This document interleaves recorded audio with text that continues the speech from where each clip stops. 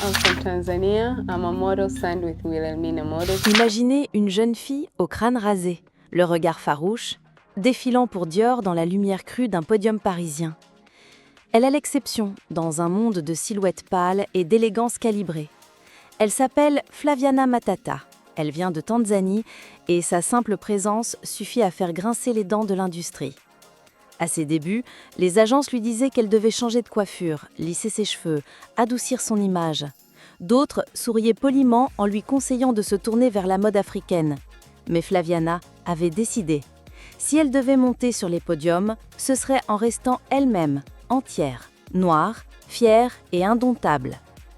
Quand elle a foulé le sol du défilé Vivienne Westwood, vêtue d'un corset excentrique et de bottes montantes, elle ne portait pas seulement un vêtement, elle portait un message, une revanche, un cri silencieux contre les standards qui excluent, contre les regards condescendants, contre cette France de la mode qui savait si bien ignorer l'altérité.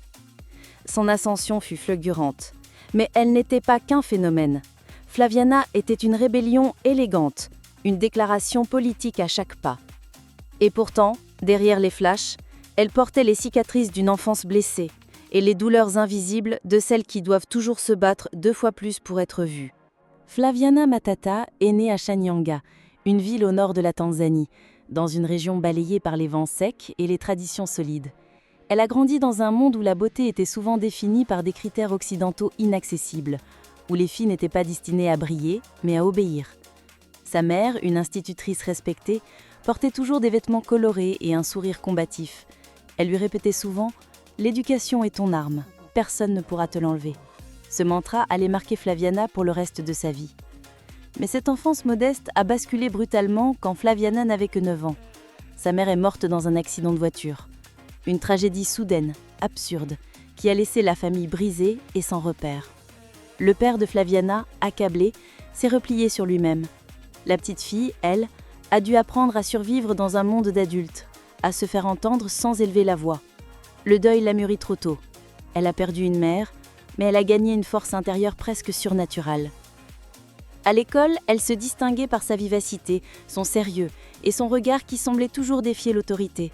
Les autres élèves se moquaient parfois de son apparence, sa peau très sombre, sa tête rasée, un choix qu'elle assumait depuis la mort de sa mère, comme une forme de deuil permanent.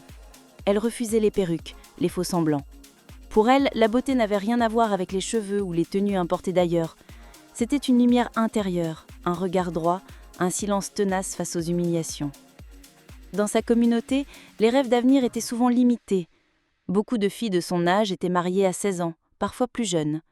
Mais Flaviana, elle, voulait plus.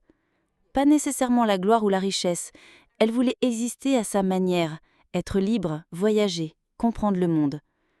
Elle observait les magazines de mode récupérés dans les marchés, fascinée par les poses, les étoffes, l'allure des mannequins. Pourtant, elle ne s'y voyait jamais représentée. Aucune fille ne lui ressemblait, elle n'était nulle part. Cette absence silencieuse allait devenir son moteur. Une rencontre va cristalliser cette énergie. Lors d'un événement scolaire régional, elle est repérée par une femme photographe locale, impressionnée par sa prestance naturelle. Flaviana avait à peine 16 ans. Ce jour-là, elle portait une robe trop grande pour elle et des sandales usées. Mais elle tenait la tête haute. Elle posait, sans poser, comme si elle était née pour ça. La photographe lui a dit « Tu as quelque chose de rare. Tu n'as pas besoin de ressembler à les autres pour être vue. » Cette simple phrase allait bouleverser son destin. Ce n'était pas encore une promesse de carrière, c'était une fissure dans les murs de l'impossible. Pour la première fois, quelqu'un d'extérieur voyait en elle ce qu'elle commençait à peine à soupçonner. Une puissance, une capacité à captiver sans parler, une force tranquille. Ses tantes, très attachées aux traditions, ont désapprouvé immédiatement. Pour elle, une fille respectable ne s'expose pas. « Tu veux montrer ton corps, pour qui, pourquoi ?» demandait-elle. Mais Flaviana, avec le calme de celles qui ont beaucoup perdu, leur répondait sans ciller « Je ne montre pas mon corps, je montre mon courage. » Elle savait que la route serait longue, semée de jugements et d'obstacles. Mais l'idée était là, inébranlable. Elle ne voulait plus disparaître. Flaviana a poursuivi ses études tout en commençant à poser pour de petits projets locaux. Elle utilisait les maigres cachets pour acheter des livres, des chaussures et parfois des habits plus audacieux. Son père, silencieux mais attentif, ne l'a jamais empêchée. Il voyait sa fille marcher dans des chemins inconnus. Et au fond, il savait, c'était ce que sa mère aurait voulu. C'est dans cette adolescence faite de deuil, de résistance et de premiers flashs d'appareil photo que s'est forgée la Flaviana que le monde découvrirait plus tard. Pas une beauté lisse, pas une princesse d'Instagram, mais une survivante, une héritière des femmes africaines fortes, indociles, lumineuses dans leur singularité. La vie bascule parfois en une seconde. Pour Flaviana, cette seconde a eu lieu en 2007, lorsqu'elle a décidé, presque sur un coup de tête, de s'inscrire au concours de Miss Universe Tanzania. Elle avait alors 19 ans, étudiante en ingénierie électrique, avec la tête pleine d'équations et le cœur alourdi par le poids des responsabilités familiales. Ce concours, c'était d'abord un défi personnel, une manière de prouver qu'elle existait en dehors des chemins tracés. Elle s'est présentée avec son allure atypique, crâne rasé, silhouette élancée, démarche fière mais sans prétention. Dans un univers où les candidates arboraient de longues mèches lissées, des sourires bien calibrés et des talons vertigineux, Flaviana faisait tâche. Mais cette tâche a captivé. Le jury ne pouvait pas détourner les yeux. Il y avait chez elle une vérité nue, brute, que le maquillage ne pouvait ni masquer ni embellir. Contre toute attente, elle a remporté le titre. Première Miss Tanzanie à porter le crâne rasé. Une révolution dans un pays encore très attaché à des standards féminins classiques. Sa victoire a fait polémique. Certains l'ont accusée de ne pas représenter la vraie beauté africaine. D'autres, plus virulents, y voyaient en affront, presque une provocation. Mais dans les quartiers populaires de Dar es Salaam, des jeunes filles ont pleuré en la regardant à la télévision. Pour elles, c'était une victoire symbolique. Si Flaviana pouvait gagner, alors elle pouvait rêver. Ce couronnement lui a ouvert les portes de l'international. Très vite, elle est invitée à participer à Miss Universe 2007 aux États-Unis. C'est là, pour la première fois, qu'elle pose le pied sur le sol d'un pays occidental. Et c'est là aussi qu'elle découvre la violence feutrée du regard des autres. Trop noire, trop masculine, trop différente. À New York, dans les coulisses des séances de photos, on lui demande si elle ne veut pas essayer une perruque, adoucir un peu son style. Elle répond avec le sourire. « Mon style n'est pas dur, c'est juste qu'il ne vous ressemble pas. » Pendant le concours, elle ne remporte pas le titre mondial, mais elle se fait remarquer par plusieurs agences. Des agents s'approchent d'elle, intrigués par son charisme brut. Ils ne savent pas encore quoi faire d'elle, mais ils sentent qu'elle détonne, qu'elle pourrait être cette étoile rare qu'on n'attendait pas. L'une d'elles, installée à Paris, lui propose un contrat. Pas très lucratif, pas très clair. Mais Flaviana, en l'acceptant, choisit le saut dans l'inconnu. Son départ pour la France n'a rien du conte de fées. Elle débarque à Paris avec une valise modeste, un accent marqué et un visa fragile. Les premières semaines sont dures, la ville est froide, les regards sont distants, les castings sont humiliants. Elle entend des phrases comme « Nous avons déjà notre quota de filles africaines » ou encore « Très jolie, mais notre client cherche une beauté plus universelle ». Ce mot « universel » la hante. Elle se demande ce qu'il signifie réellement. Blanche, silencieuse, effaçable. Mais elle s'accroche. Chaque refus renforce sa détermination. Elle se présente au casting, même quand elle sait qu'elle n'a aucune chance. Elle apprend le français le soir, seule, à l'aide de livres empruntés à la bibliothèque municipale. Elle écoute les conversations dans le métro, note les mots qu'elle ne comprend pas. Et lentement, dans l'ombre, elle façonne sa place. Son premier vrai contrat en France arrive presque par hasard. Un styliste indépendant, en quête de visage atypique, la remarque dans une séance test. Il l'engage pour défiler lors de la Fashion Week Off. Pas de grand nom, pas de projecteur, mais une scène. Et sur cette scène, Flaviana brille. Son démarche est fluide, mais ancrée. Elle ne joue pas la mannequin, elle est la mannequin. Son corps parle un langage que les spectateurs comprennent sans traduction. Un photographe italien présent ce soir-là capte un cliché d'elle en mouvement, entre deux pas. Le cliché devient viral dans un petit cercle de créateurs parisiens. Et c'est ainsi, presque discrètement, que la légende Matata commence à circuler dans les studios de la capitale. Paris ne l'avait pas attendue. Mais quand Flaviana est entrée dans la lumière, la ville n'a eu d'autre choix que de la regarder. Ce fut d'abord un frémissement, quelques clichés échappés sur des comptes de photographes alternatifs, des défilés confidentiels où son allure tranchait net avec les visages lisses du moment. Puis ce fut un choc. Flaviana Matata ouvre le show Vivienne Westwood à Paris. Elle ne portait pas une robe, elle portait une déclaration. La styliste britannique, célèbre pour son anticonformisme, l'avait choisie précisément pour son apparence intraitable. Crâne rasé, port altier, regard presque militaire, Flaviana dégageait quelque chose d'indomptable. Sur ce podium, elle n'était pas un modèle, elle était une armure vivante. Le public fut d'abord surpris, puis conquis. Et dès le lendemain, son nom circulait comme un secret trop brûlant pour rester tu. Dans les mois qui ont suivi, les demandes se sont enchaînées. Louis Vuitton la réclame pour sa nouvelle campagne centrée sur la beauté globale. Dior, après l'avoir longtemps ignorée, lui offre une apparition dans son défilé croisière à Marrakech. Une manière de se racheter ? Peut-être. Mais Flaviana ne cherche ni excuse ni symbole. Elle répond présente, avec la même intensité calme. Chaque passage sur le podium est un manifeste silencieux. Elle ne sourit pas. Elle ne joue pas à séduire. Elle impose. Une journaliste de Vogue Italia écrit « Il y a dans sa marche quelque chose d'une prière muette, une douleur transformée en grâce. » Cette phrase, Flaviana l'a découpée et scotchée sur le mur de son petit appartement parisien. Non par vanité, mais parce qu'enfin, quelqu'un avait compris. Sa présence est une lutte, pas un accessoire. Elle devient l'égérie de Maison Margiela, puis défile pour Jean-Paul Gaultier, qui la décrit comme l'épure absolue de la rébellion élégante. Les shootings s'enchaînent, les couvertures aussi. Elle apparaît dans Vogue Italia, l'officiel, numéro, toujours sans compromis. Jamais de perruque, jamais de maquillage qui blanchit sa peau. Flaviana ne négocie pas son identité. Elle impose ses conditions. Et le plus étonnant, c'est que les maisons finissent par céder. Parce qu'elles savent qu'avec elle, chaque image vibre d'une authenticité rare. Mais derrière les projecteurs, elle reste d'une sobriété presque monastique. Elle n'a pas de scandale, pas de soirée mondaine affichée.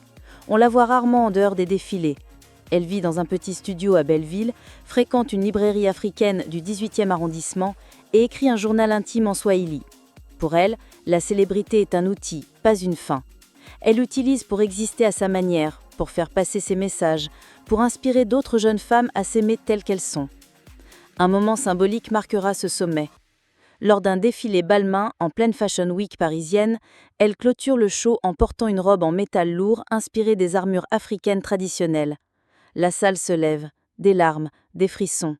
Le directeur artistique viendra lui dire en coulisses « Ce que tu fais, Flaviana, ce n'est pas du style, c'est de la mémoire incarnée. » Et pourtant, malgré cette reconnaissance grandissante, elle ne se sent jamais installée.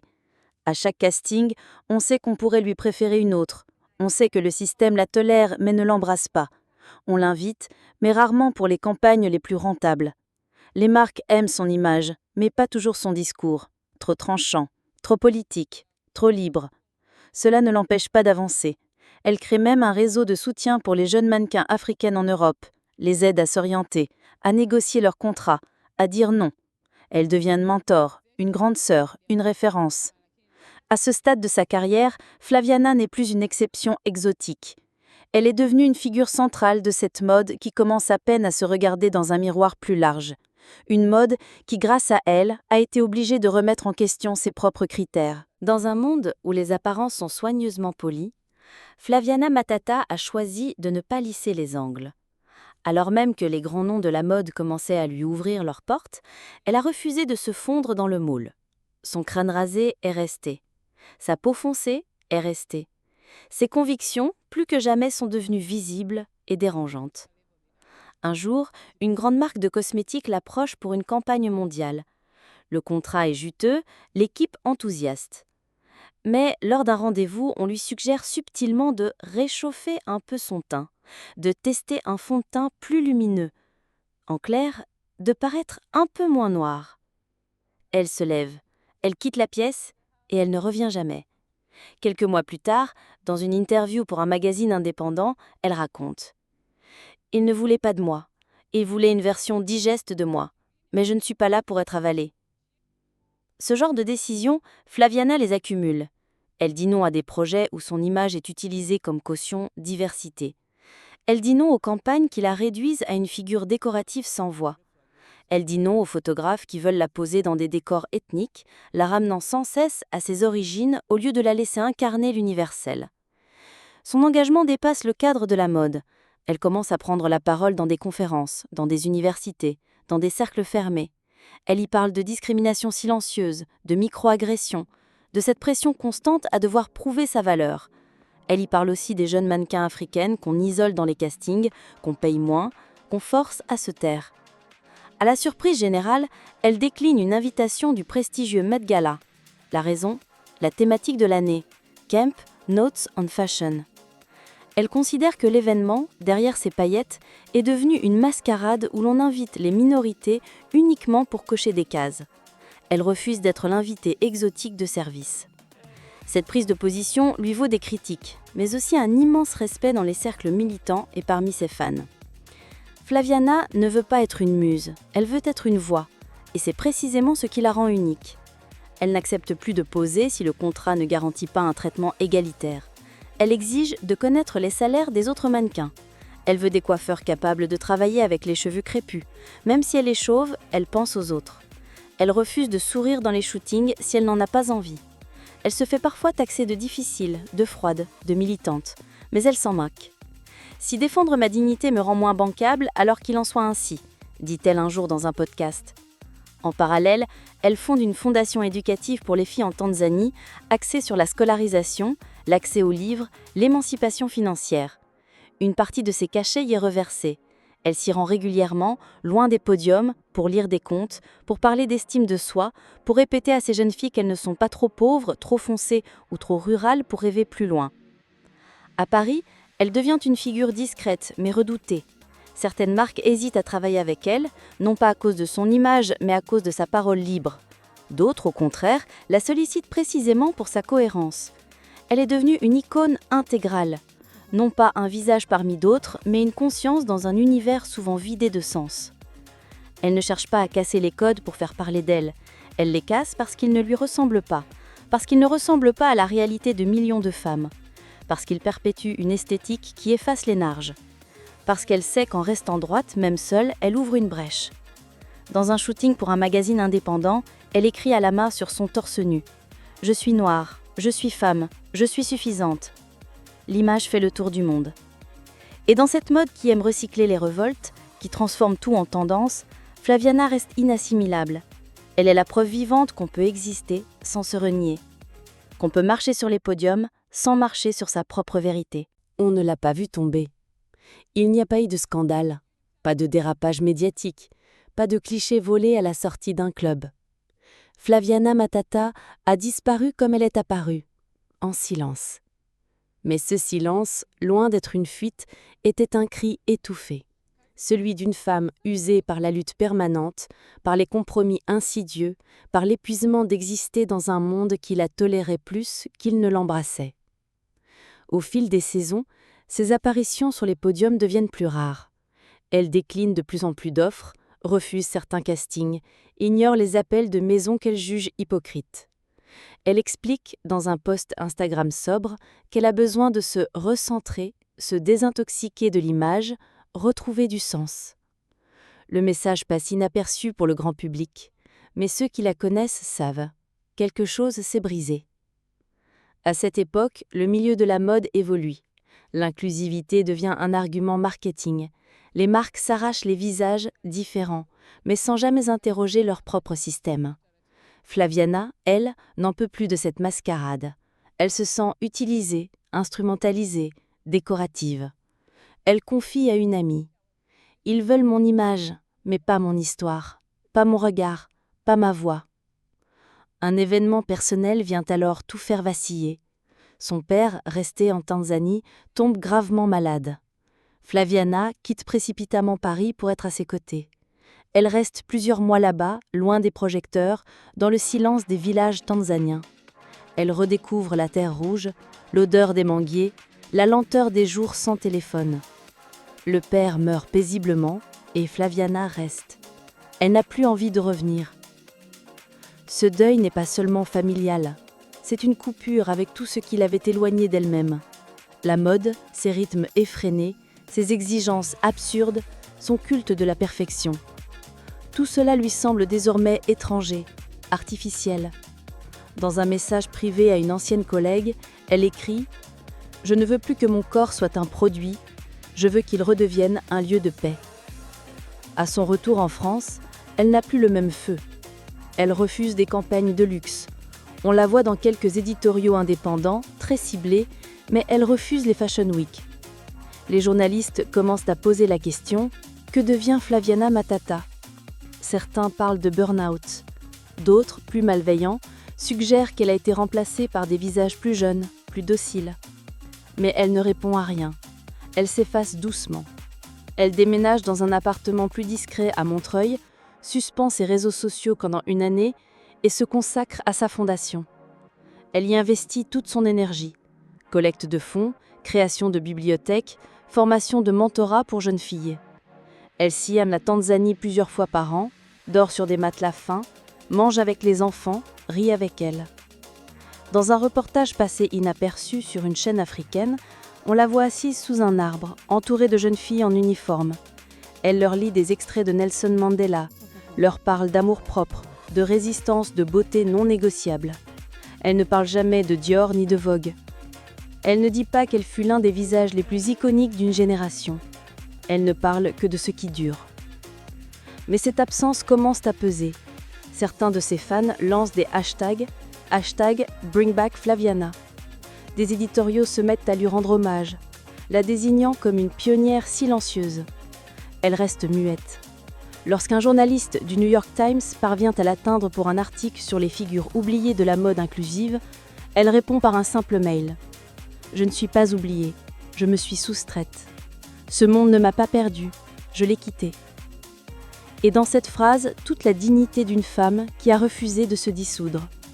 Pas de chute spectaculaire, pas de chute du tout.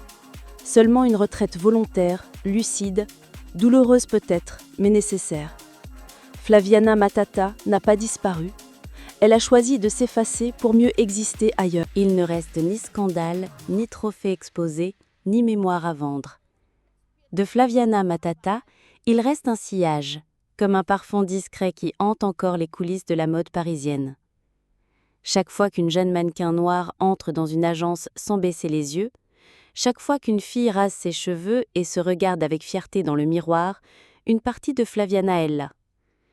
Elle n'a pas bouleversé l'industrie à coups de slogans, elle l'a fissurée à force de refus. En refusant de se blanchir, de se taire, de s'incliner, elle a rendu visible une autre manière d'être modèle, sans compromission, sans travestissement. Pas une icône façonnée, mais une icône née de la résistance. Certaines maisons de couture l'évoquent encore à voix basse, comme une muse impossible. D'autres préfèrent l'oublier, trop indomptable, trop exigeante. Mais dans les marges, dans les écoles, dans les fondations, son nom circule. On dit « elle a osé ». Dans une dernière interview accordée à une radio indépendante, elle conclut d'une voix calme. « Je n'ai jamais voulu briller, je voulais éclairer un chemin. » Aujourd'hui, elle est peut-être absente des podiums, mais elle habite les mémoires, les gestes, les silences fiers de celles qui marchent après elle. Alors, on peut se demander, et si le monde de la mode n'était toujours pas prêt pour elle, même aujourd'hui ?